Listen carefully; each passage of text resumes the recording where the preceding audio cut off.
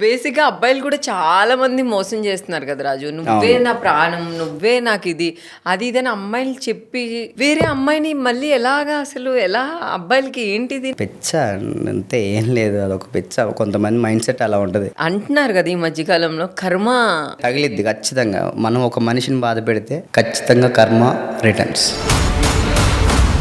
దాన్ని ఆల్మోస్ట్ నేను బాధ పెట్టినట్టే కదా, సో నాకు తగిలింది. నువ్వు ఏదైతే బాధలో ఉన్నావో, ఏదైతే ఆ ఫీల్లో ఉన్నావో, తొందరలోనే ఆ ఫీలింగ్, ఆ బాధ నుంచి నువ్వు బయటికి రావాలని నేను అనుకుంటున్నా.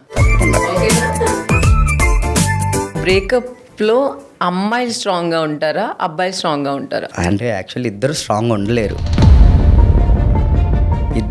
అమ్మాయిది వాళ్ళ ఇంట్లో చెప్పుకోలేక, కనీసం అంటే అబ్బాయిలన్నా కానీ తాగేసో తూలేసో ఎక్కడో పడో ఏడ్ చేసి చేయగలుగుతారు, కానీ అమ్మాయిలు అలా చేయలేరు కదా. వాళ్ళ ఇంట్లో వాళ్ళకి తెలియకోకుండా, ఎందుకంటే వాళ్ళు బయటకు చెప్పుకోలేరు, కనీసం ఫ్రెండ్స్ కూడా ఉండరు, మాట్లాడడానికి రారు.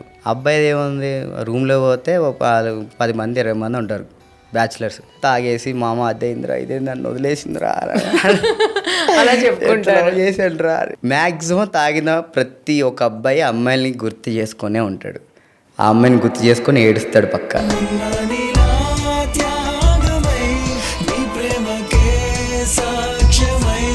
అది మా ఆడికి పెళ్ళి అయ్యి ఇద్దరు పిల్లలు పుట్టినా కానీ అమ్మాయి గురించి ఏడుస్తాడు ఖచ్చితంగా.